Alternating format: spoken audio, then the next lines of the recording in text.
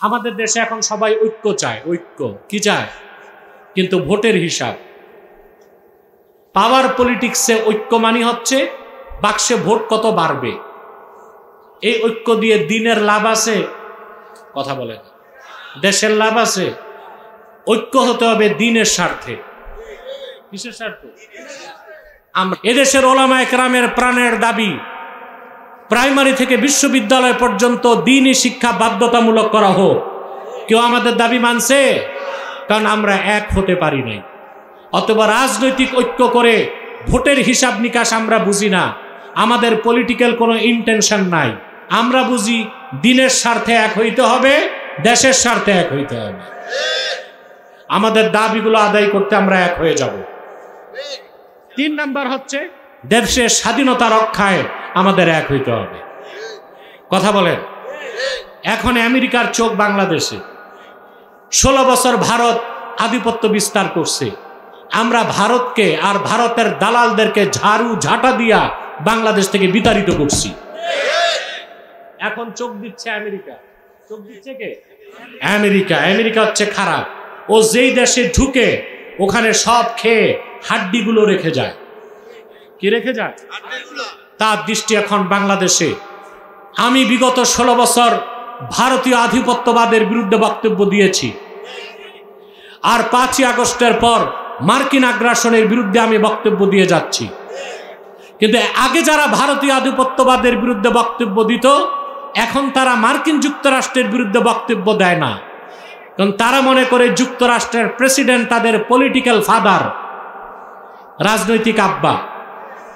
আব্বা যদি বেজার হয় ক্ষমতায় যাওয়া যাবে?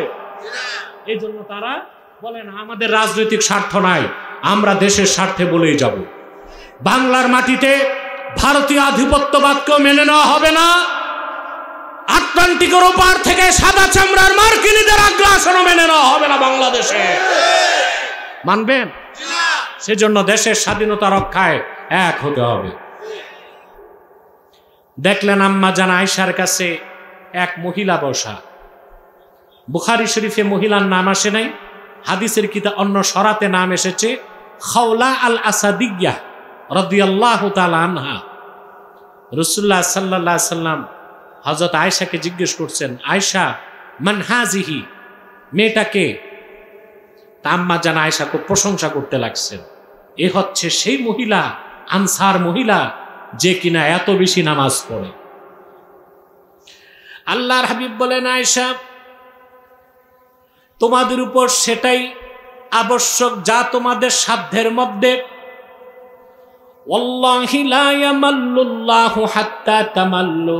সুবহানাল্লাহ। ওয়াল্লাহি লা ইয়ামাল্লুল্লাহু হাত্তা তামাল্লু। আল্লাহর কসম। সুবহানাল্লাহ। আল্লাহ তাআলা তোমরা ইবাদত করতে করতে ক্লান্ত হয়ে গেল, তিনি সওয়াব দিতে দিতে ক্লান্ত হন না। এর মানে হচ্ছে আরবিতে মাল্লা ইয়ামাল্লু মালালা বলা হয় ইস্তিকসালুশ শাই সুম্মা নুফুর আনহু। কোন জিনিসকে বোঝা হিসেবে নেওয়া, কি নেওয়া? নেওয়া, পরে বোঝা বইতে না পেরে ছেড়ে দেওয়া, এটাকে বলা হয় কি? মালালা। কি বলে? যেমন আপনি মনটা ভালো, নিয়ত করছেন 100 টাকার তাহাজ্জুদ পড়বেন, 1 দিন 2 দিন 3 দিন 7 দিনের দিন আর 2 রাকাত তো পড়তে পারবেন না। কথা বলেন। তো আপনি প্রতিদিন ইবাদতে আছেন কিনা এটাই আল্লাহ লক্ষ্য করেন। আল্লাহর হাবিব হযরত আয়েশাকে বললেন, শোনো আয়েশা, ইন্না আহাব্বাদ-দীনে ইলাল্লাহি মা দাওয়ামা আলাইহি সাহিবুহু। নিশ্চয় আল্লাহর কাছে সবচেয়ে প্রিয় আমল সেটাই যে আমলটা বান্দা নিয়মিত করে। প্রতিদিন 100 রাকাত করে নফল পড়বেন, এতে আল্লাহ যত খুশি না হবেন, প্রতিদিন যদি 4 রাকাত করে প্রতিদিন পড়ে যান, আল্লাহ তার চেয়ে বেশি খুশি হয়ে যাবে। তাহলে কানিতিনের ব্যাখ্যা কি? কানিতিনের ব্যাখ্যা আল মুদাওয়িমিনা ফি তাআতিল্লাহ, যারা নিয়মিত আল্লাহর ইবাদতে থাকে। অর্থাৎ যে আমলটা ধরছে এইটা আর ছাড়ে না, নিয়মিত করতে থাকে। সুবহানাল্লাহ বলেন। আমরা তা করব? আমরা তো মৌসুমী ইবাদত গুজার। আমরা রমজান মাসে খুব ইবাদত বন্দিগি করি, রমজান মাস চলে গেলে আর ইবাদত বন্দিগি হয় না। আমাদের দেশে দেখা যায় মহিলারাও কি করে, কোরআন শরীফ খতম করে। একদম মুরব্বী এসে তো বড় গলায় বলে, আমার পুত্রবধূ 12 খতম দিছে। কয় খতম? না বাবা, এইভাবে 12 খতম 14 খতম দিবেন রমজানে, সারা বছর কোরআন শরীফ ধরবেন না, এতে আল্লাহ খুশি হবেন না।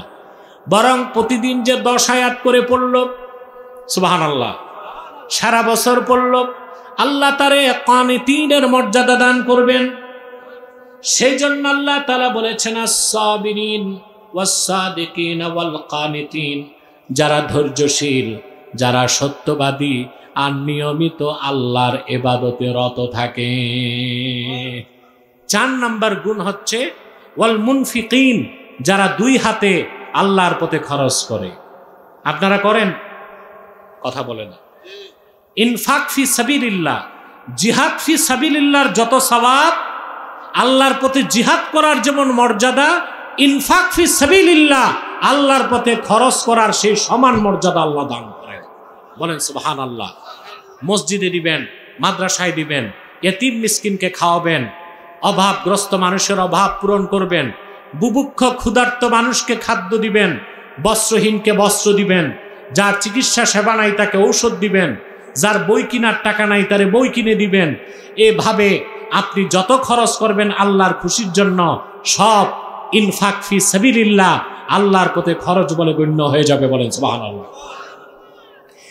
আমি একটা তথ্য দিচ্ছি, মুসলমান শুধু মসজিদ মাদ্রাসায় দিলেই আল্লাহর পথে খরচ হয় না। মুসলমান যদি হালাল কামাই করে সেই টাকা দিয়া তার স্ত্রী পরিজন সন্তানকে লালন পালন করে, ওই সংসারের খরচটাও ইনফাক ফি সাবিলিল্লাহর মধ্যে শামিল হয়ে যাবে। বুখারী শরীফের হাদিস, আল্লাহর হাবিব ইরশাদ করেছেন, একজন সাহাবীকে বললেন, সাহাবী তুমি তোমার স্ত্রীর মুখে খাদ্যের যে লোকমাটা তুলে দাও, তাবতাগি বিহা ওয়াজহাল্লাহ, তাতেও যদি তুমি সওয়াবের আশা রাখো, তোমার স্ত্রীর মুখে খাদ্যের লোকমা তুলে দেবার বিনিময়েও আল্লাহ তাআলা তোমারে সদকার সওয়াব দিয়ে দিবেন। খাওয়াবেন বউকে, আমল নামায় সওয়াব উঠে যাবে। সুবহানাল্লাহ। আছে অভ্যাস? বউ খাওয়ানোর অভ্যাস আছে না বউ পিটানোর অভ্যাস আপনাদের? কথা বলে। আপনারা তো ইসলামী জিন্দিগি লালন করেন না, সেজন্যই তো আপনাদের স্বামী স্ত্রীর মিলের চেয়ে অমিল বেশি। আপনারা আগেও আমি বলেছি, আজও বলছি, বাংলাদেশে সবচেয়ে বেশি তালাকের সংখ্যা কুমিল্লাতে বেশি। কোথায়? আর জরিপে দেখা গেছে বউ পিটানোতে 1 নাম্বার বরিশাল, 2 নাম্বার খুলনা। এরা খুব বউ পিটায়। এরা বিয়ে করার পর বউকে মানুষ মনে করে না, পশু মনে করে, আল্লাহ ভালো জানে।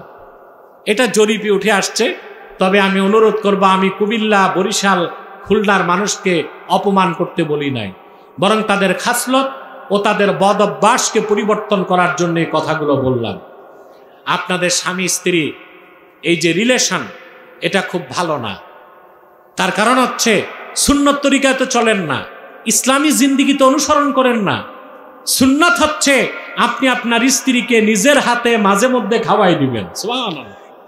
আন্তরিকতা কেমন হবে ভাই? কথা বলেন। খুব ভালো আন্তরিকতা হবে। তবে আজকে যেই হঠাৎ শুরু করেন না, বুঝায় শোনায় তারপর শুরু করবেন। কি বলেন ভাই? আপনি মসজিদ মাদ্রাসায় দিলেই আল্লাহর পথে খরচ, বিষয়টা এমন না। আপনি যে হাড় ভাঙ্গা পরিশ্রম করে বাচ্চাগুলোকে পালেন, বউ পালেন, এই চিন্তা করে যে এরা সব আল্লাহর পক্ষ থেকে আমার কাছে আমানত, কষ্ট থাকবে? কথা বলে না। সকাল থেকে সন্ধ্যা একজন পিতা রক্ত পানি করা ঘামের পয়সা দিয়া তার সন্তান লালন পালন করে, স্ত্রীকে লালন পালন করে। দেখা গেল এক সময়ে সন্তানটা বাবার অবাধ্য হয়ে যায়, সারা জীবনের শ্রম পণ্ড হয়ে গেল। কিন্তু আপনি যদি এই মেহনত কষ্ট করেন এই নিয়তে, এরা আল্লাহর পক্ষ থেকে আমার কাছে আমানত, স্ত্রীটা আমানত, সন্তানগুলো আমানত, তারা যদি দুনিয়ায় আপনার কিছু নাও দেয়, কাল কিয়ামতে আল্লাহর কাছে আমল নামায় পেয়ে যাবে।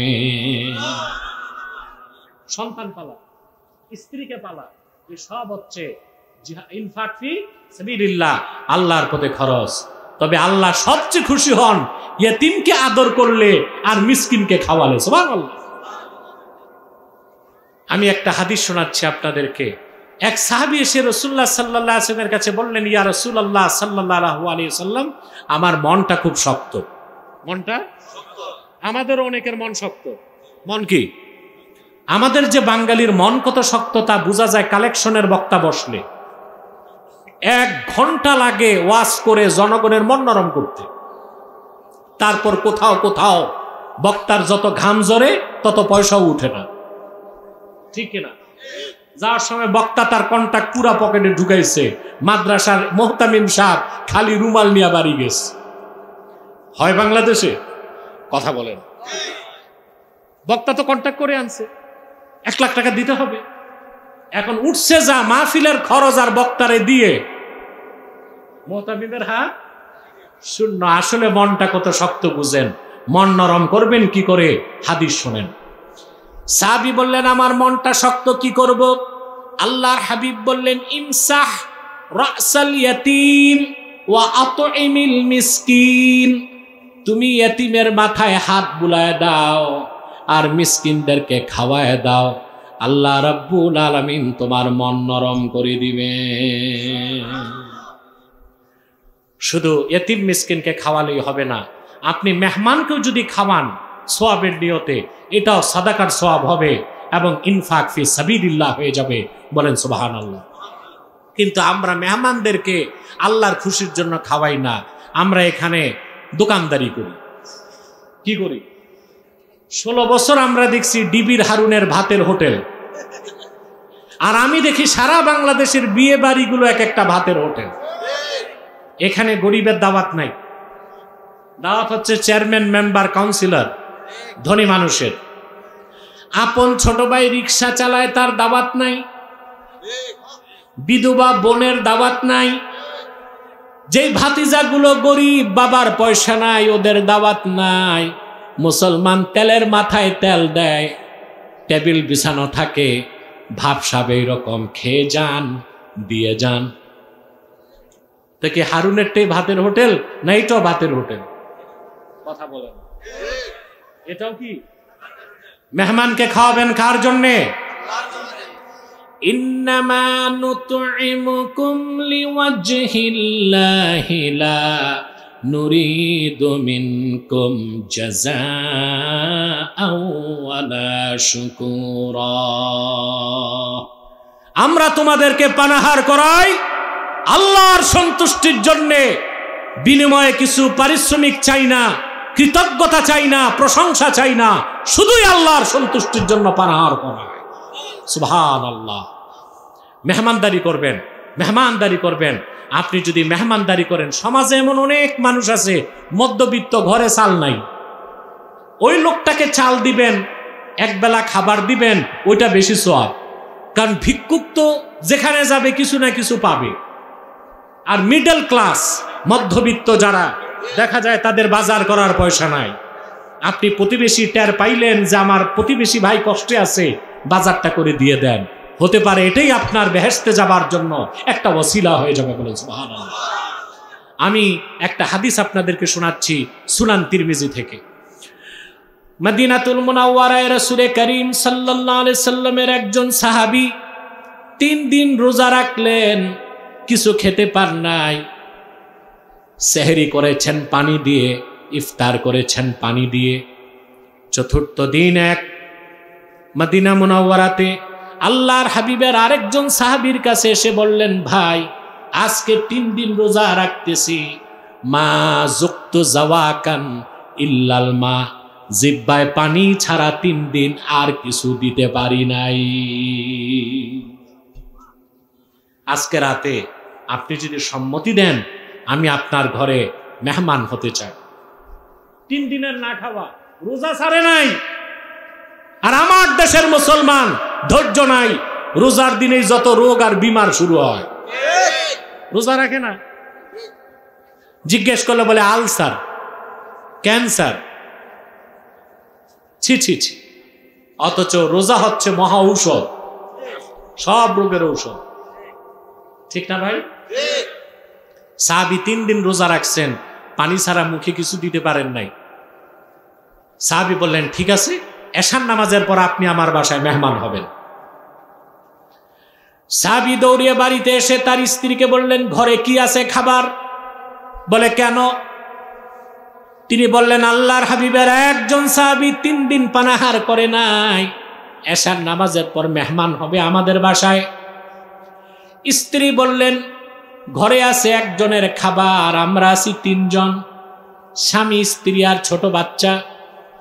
সাহাবী বললেন, আজকে আমরা কেউ খাবো না, সবটুকুন খাবার আল্লাহর হাবিবের সাহাবীর কদমে হাদিয়া করে দিব।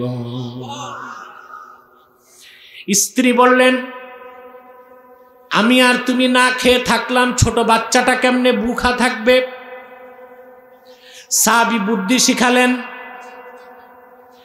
নওয়িমিস সাবিয়া ক্বাবলা সালাতিল ইশা, এশার নামাজের আগে বাচ্চাটারে ঘুম পাড়ায় দাও, সারা রাত ঘুমে কাটায় দিবে, তার আর খাবারের দরকার হবে না। তুমি যখন খাবার এনে মেহমানের সামনে রাখবা, কৌশলে বাতিটা নিভাই দিও, কারণ তিনি যদি আমাদের 2 জনকে বসান, তার খানায় টান পড়ে যাবে, ঘর অন্ধকার থাকবে, আমরা দূরে বসে খালি প্লেটে হাত উঠাবো নামাবো, তিনি ভাববেন আমরাও খাচ্ছি, তিনি তৃপ্তি পেয়ে যাবে। ইশার নামাজের পর সাহাবী চলে আসলেন, নিষ্পাপ বাচ্চা না খেয়ে ঘুমায় গেল। খাবার এনে সাহাবীর স্ত্রী সামনে রেখে দিলেন, বাতিটা নিভায়ে দিলেন। অন্ধকার ঘরে সাহাবী ও তার স্ত্রী খালি বর্তনে হাত তুলে আর নামায়। 3 দিনের ক্ষুধার্ত সাহাবী পরম তৃপ্তিতে পানাহার করে বাড়ি চলে গেলেন। শেষ রাতে সাহাবী ও তার স্ত্রী শুধু পানি পান করে রোজা রাখলেন, সেহরি করলেন। মসজিদ নববীতে আজান হয়ে গেল। সাহাবী দৌড়িয়ে মসজিদ নববীতে গেলেন। আল্লাহর হাবিব সাল্লাল্লাহু আলাইহি সাল্লামের পেছনে সাহাবী ফজর নামাজ যখন পড়লেন, নামাজের পর নূর নবীজি সাহাবীদের দিকে ঘুরে বসলেন। সেই সাহাবীকে বললেন, আমার সাহাবী, গত রাতে এমন কি নেক আমল করেছ, তুমি আর তোমার স্ত্রী স্বয়ং আল্লাহ রাব্বুল আলামিন রাজি হয়ে গেছে। সাহাবী বললেন, ইয়া রাসূলুল্লাহ, ইয়া হাবিবাল্লাহ, এমন তো কোনো আমল করতে পারি নাই, শুধুমাত্র আমরা ঘরের সবাই না খেয়ে ক্ষুধার্ত ছিলাম, সবটুকুন খাবার আপনার একজন সাহাবীর খেদমতে হাদিয়া করে দিয়েছি। আল্লাহর হাবিব বললেন, রে সাহাবী, তোমাদের এতটুকুন স্যাক্রিফাইসের কারণে আল্লাহ কত খুশি জানো? কোরআনের আয়াত নাজিল হয়ে গেছে, ওয়া ইউসিরুনা আলা আনফুসিহিম ওয়ালাউ কানা বিহিম খাসাসা। সুবহানাল্লাহ। প্রিয় হাবিব, আপনার সাহাবীগণের মধ্যে এমন উন্নত চরিত্রের মানুষও আছে, নিজেরা ক্ষুধার যন্ত্রণা বরদাস্ত করে অন্যদেরকে প্রাধান্য দিয়ে দেয়। আমরা খরচ করব, কি করব? আমাদের হাতটা উপরে থাকবে না নিচে? কোথায় থাকবে? হাদিস সাক্ষ্য দেয়, রাসূলুল্লাহ সাল্লাল্লাহু আলাইহি ওয়াসাল্লাম বলেছেন, ইয়াদুল উলিয়া খায়রুম মিন ইয়াদিস সুফলা, নিচের হাত থেকে উপরের হাতের দাম বেশি। আমরা দেওয়ার চেষ্টা করব। কিসের চেষ্টা করব? কি কি খাতে? আমি তো বললাম, যাকাত দিবেন, সদকা দিবেন, মসজিদে দিবেন, মাদ্রাসায় দিবেন, বাচ্চা কাচ্চা পালবেন, এতিম মিসকিনকে দিবেন, দিন প্রতিষ্ঠায় দিবেন, জিহাদের পথে দিবেন, যেভাবে পারেন খরচ করবেন। ওইটা লাখ লাখ টাকা খরচ করতে হবে এমন না, নিয়মিত খরচ করবেন। 10 টাকা হোক, 20 টাকা হোক, 100 টাকা হোক। কথা বুঝাতে পারলাম? পঞ্চম গুণটা বলে আমি আপনাদেরকে বিদায় দেবার প্রস্তুতি নেব। ঠিক আছে ভাই? আমরা কি কষ্ট পাচ্ছি? একটু জিকির করে নেই, লা ইলাহা ইল্লাল্লাহ, লা ইলাহা ইল্লাল্লাহ, লা ইলাহা।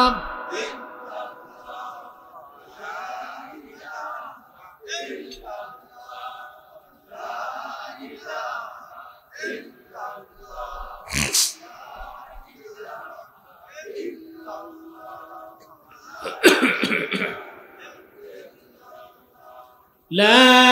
ইলাহা ইল্লাল্লাহু মুহাম্মাদুর রাসূলুল্লাহ সাল্লাল্লাহু আলাইহি ওয়াসাল্লাম। 5 নম্বরে আল্লাহ বলেন ওয়াল মুস্তাগফিরিনা বিল আসহার, আর যে লোকগুলো যারা শেষ রাতে আল্লাহর কাছে ক্ষমা চায়। সুবহানাল্লাহ। আল্লাহর ওলি হবার জন্য 24 ঘন্টা ইবাদত লাগে না, শেষ রাতের 1 ঘন্টাই যথেষ্ট। এটা বিশ্বাস করেন ভাই? কথা বলে না। এই দুনিয়ায় কোনো বুজুর্গ আল্লাহর ওলি হয় নাই শেষ রাতে কান্নাকাটি না করে। সেজন্য যারা তাআল্লুক মা আল্লাহ, আল্লাহর সাথে সম্পর্ক করতে চায়, আল্লাহর নৈকট্য চায়, আল্লাহর ওলি হতে চায়, শেষ রাতে তারা আল্লাহর কাছে তাহাজ্জুদ নামাজ পড়বে, রোনা জারি করে ক্ষমা চাইবে। বলেন সুবহানাল্লাহ। শুধু তাহাজ্জুদ পড়ার এক ফজিলত, আর তাহাজ্জুদের পর রোনা জারি করার আরেক ফজিলত। সুবহানাল্লাহ।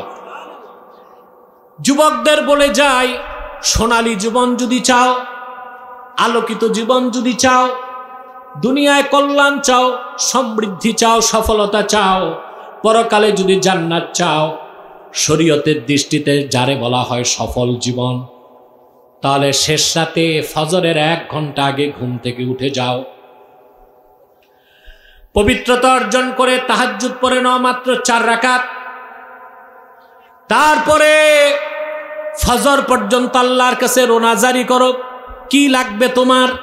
হাদিস সাক্ষ্য দেয়, আল্লাহ বলেন, আল্লাহর হাবিব ইরশাদ করেছেন, আল্লাহ প্রথম আকাশের শেষ রাতে বান্দারে ডাকেন, কে আসো ক্ষমা প্রার্থী, আমি ক্ষমা করব।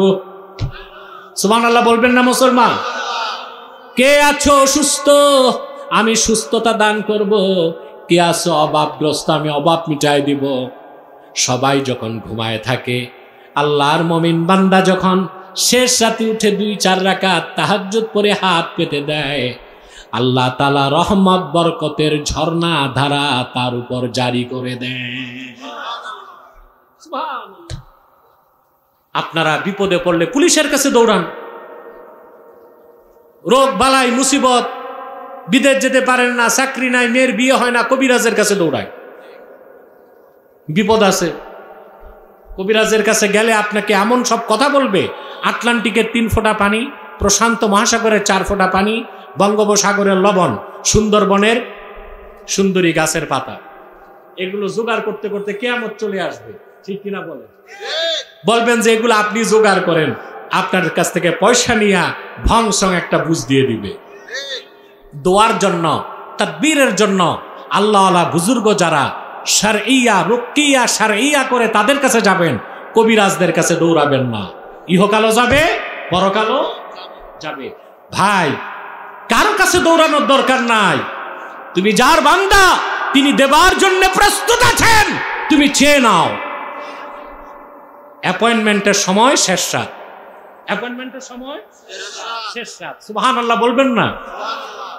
এই পৃথিবীতে রাজা বাদশার কাছে যেতে প্রোটোকল মেনটেন করতে হয়, হয় কি না?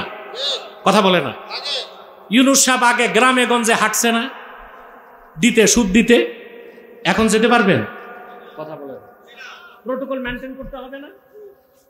দুনিয়ার সামান্য রাজা বাদশা, মন্ত্রী, এমপি হলেই তো তার দেখা সাক্ষাৎ পাওয়া মুশকিল। দরজার সামনে দাঁড়াতে হয়, এলাকার চামুন্ডা নেতা যারা তাদের ধরতে হয়, তারপর একটু সময় পাওয়া যায়। কিন্তু যিনি রাজাদিরাজ, মালিকুল আমলাক, সবার যিনি স্রষ্টা, ওনার দরজা তিনি খোলা রাখছেন। কি বাদশাহ, কি রাজা, কি প্রজা, কি মিসকিন, সবার ডাক তিনি শোনেন। বলেছেন শেষ রাতে সবসময় শোনেন, কিন্তু তিনি পছন্দ করেন বান্দা শেষ রাতে চাক। আমরা তাহলে মুস্তাগফিরিনা বিল আসহার, শেষ রাতে নামাজ পড়ে আল্লাহর কাছে চাইবো তো?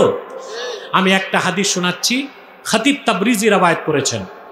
শেষ রাতের নামাজ, শেষ রাতের ইবাদত খুব দ্রুত মানুষকে আল্লাহর ওলি বানায়। সুবহানাল্লাহ কইবেন না মিয়া সাহেব? আপনাদের বদ অভ্যাস, ওলিদেরকে ভক্তি করেন, শ্রদ্ধা করেন, নিজেরা ওলি হবার চেষ্টা করেন না। ঠিক কিনা? খুব ওলিদেরকে পাইলে, পীর মাশায়েখ পাইলে সবচেয়ে ভালোটা খাওয়ায়। টাঙ্গাইলের চমচম, মুক্তাগাছার মন্ডা, গরিপুরে কি আছে আমি জানি না। কি আছে চেয়ারম্যান সাহেব? হ্যাঁ, না ট্র্যাডিশনাল কিছু নাই, থাকলে গোলালু থাকতে পারে। প্রিয় ভাইরা, তো বলছিলাম অলি হবার, অলিদেরকে প্রচন্ড ভক্তি করে দেশের মানুষ অলি হবার চেষ্টা করে না। 24 ঘন্টায় মাত্র 1 ঘন্টা তুমি আল্লাহর জন্য বরাদ্দ করে দাও। শেষ রাতে 2-4 রাকাত নামাজ পড়লে, আল্লাহর কাছে রোনাজারি করলে আল্লাহ কত খুশি হন। খাতিব তাবরিজি রওয়ায়াত করেছেন, আল্লাহর হাবিবের সাথ করেছেন, ইন্না ফিল জান্নাতি গুরাফা তুরা যুহুরুহা মিন বুতুনিহা ওয়া বুতুনুহা মিন যুহুরিহা। আল্লাহর জান্নাতের মধ্যে কতগুলো খাস কামরা আছে, যার বাহির থেকে ভিতর দেখা যায়, ভিতর থেকে বাহির দেখা যায়। ফাকামা আরাবিয়ুন ফাকালা লিমান হিয়া ইয়া রাসূলুল্লাহ সাল্লাল্লাহু আলাইহি ওয়াসাল্লাম। এক বেদুইন সাহাবী দাঁড়ায় গেলেন, বললেন, ইয়া রাসূলুল্লাহ, জান্নাতের ভিতরের এই সুন্দর কামরাগুলো আল্লাহ কারে দান করবেন? আমরাও জানতে চাই। তা আমি বলবো, আপনারা গুনবেন। রাসূলুল্লাহ সাল্লাল্লাহু আলাইহি ওয়াসাল্লাম জবাব দিলেন, লিমান আতাবাল কালাম ওয়া আতামাত তাআম ওয়া আদামাস সিয়াম ওয়া সাল্লা ফিল লাইলি ওয়ান নাসু নিয়াম। আমার যে উম্মত মুখের কথাকে পবিত্র করলো, গরিব মিসকিন মেহমানকে পানাহার করালো, বেশি বেশি নফল রোজা রাখলো, আর নামাজ পড়লো, তখন মানুষেরা ঘুমিয়ে থাকলো যখন, এই 4টা নফল কাজ আমার যে উম্মত করবে, আল্লাহ তারে শুধু বেহেশত নন, বেহেশতের সুউচ্চ মাকামের সেই দামি কামরাগুলো তারে মালিকানা দিয়ে দিবে। সেজন্য বলেছেন, আস-সাবিরিনা ওয়াস-সাদিকিনা ওয়াল কানিতিনা ওয়াল মুনফিকিনা ওয়াল মুস্তাগফিরিনা বিল আসহার। সাদাকাল্লাহুল আযীম ওয়া সাদাকা রাসূলুহুন নবিয়ুল কারীম ওয়া নাহনু আলা যালিকা মিনাশ শাহিদিন ওয়াশ শাকিরিন ওয়ালহামদুলিল্লাহি রাব্বিল আলামিন। এখন আর কেউ উঠতে পারবেন না, আমরা মুনাজাতে চলে যাব একটু পরে। আমি এখন মুনাজাত করব, আমি দোয়া করি আমাদের আব্দুর রাজ্জাক সরকার, এই তো যিনি সভাপতি, যার একনিষ্ঠ উদ্যোগ ও সহযোগিতায় মাহফিলটি হলো। হাটছান্দিনা এলাকার মুসলমান ও যুব সমাজ যথেষ্ট সহযোগিতা করেছে, আমি তাদের জন্য দোয়া করব ইনশাল্লাহ। আমাদের চেয়ারম্যান সাহেব এসেছে, আমাদের আবুল হাশেম, উনি অসুস্থ, দোয়া করবেন আল্লাহ যেন তাকে পূর্ণ সুস্থতা দান করেন। পাশাপাশি আল্লাহ যেন তারে মানুষের সেবা করার সুযোগ দেন, এই দোয়া করবেন। আমি একটা দাওয়াত দিচ্ছি, আগামী 15ই নভেম্বর সোহরাওয়ার্দী উদ্যানে খাতমে নবুয়ত মহাসম্মেলন, বাংলাদেশের সমস্ত শীর্ষ আলেমরা থাকবে, আমিও থাকব, আপনারা যাবেন ইনশাআল্লাহ। কোথায়? আচ্ছা আচ্ছা, দিনে না রাতে? আগামী 9 December Daudkandi model, 9 November Daudkandi যে মডেল মসজিদ আছে চিনেন তো আপনারা, সেই মাঠে আমি আসতেছি, যাবেন না ইনশাল্লাহ? আমি সর্বাত্মক চেষ্টা করব এসার সাথে সাথে বসতে, যেন আজকের মতো আপনারা আগে বসবেন, আগে যাবেন। মানুষ কষ্ট পায় আমি দেরিতে আসলে, কিন্তু আমি তো আগেই বসতে চাই, আমারে দেরি করায় কমিটি, সেজন্য আমার জন্য এটা কষ্ট হয়ে যায়। লানাকুনান্না মিনাল খাসিরিন।